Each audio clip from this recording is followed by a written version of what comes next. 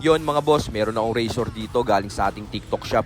Ito ang aking Keme hair clipper na may 1,800 mAh battery.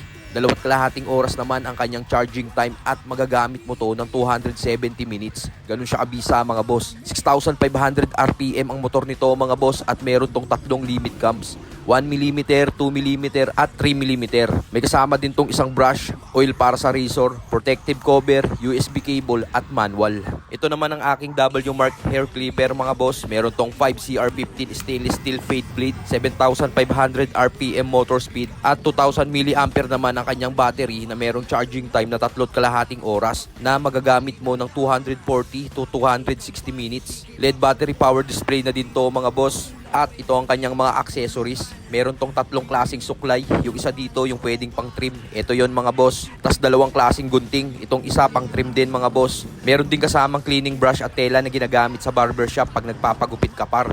Combo set nga pala ang dumating sa akin na razor mga boss. Kaya 2 piraso to. Yun mga tol, meron tayong bagong produkto rito. Ito yung ating Keme hair trimmer. Saka itong ating W-Mark hair trimmer mga boss. Syempre tetestingin na natin itong pareho. Unahin natin itong Keme yo. Napaka-solid niyan mga boss. Ayan oh. Maganda rito mga tol, antimano, digital na siya. Makikita mo kung ilan yung percentage ng battery niya. Tara, gamitin na natin. Syempre, bago natin gamitin mga boss, lagyan muna natin ng oil. Ito yung oil na kasama niya. Ayan oh.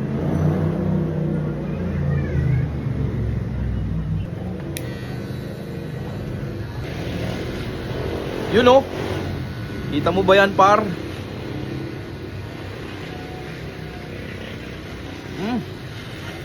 Oh.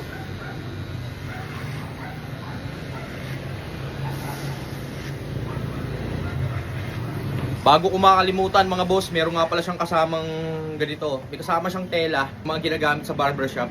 Kumpleto na to mga tol, complete set na. Lagay natin.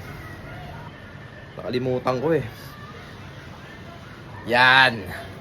Safe. Yan oh.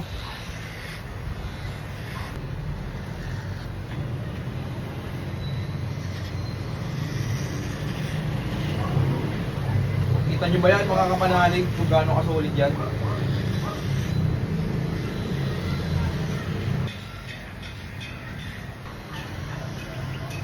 Mga boss, ito yung ating Keme razor ah.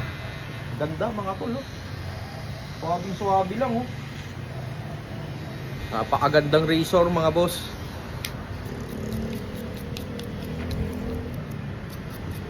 Subukan naman natin yung isa nating razor. Ito naman yung ating W-Mark razor mga boss. Testing natin. Dito naman sa kabilang side. Syempre bago ang lahat, lagyan muna natin ng oil. Yan. Digital din siya mga boss at ayan yung battery health niya 100%. Testingin na natin. Yun oh. Ang ina, swabe rin mga boss. Katulad din ng Keme. Medyo mabigat naman to kumpara dun sa isa.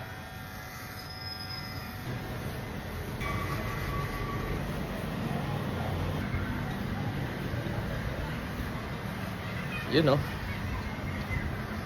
Balik na naman sa pagiging cute ang Tito Otits mo nito par.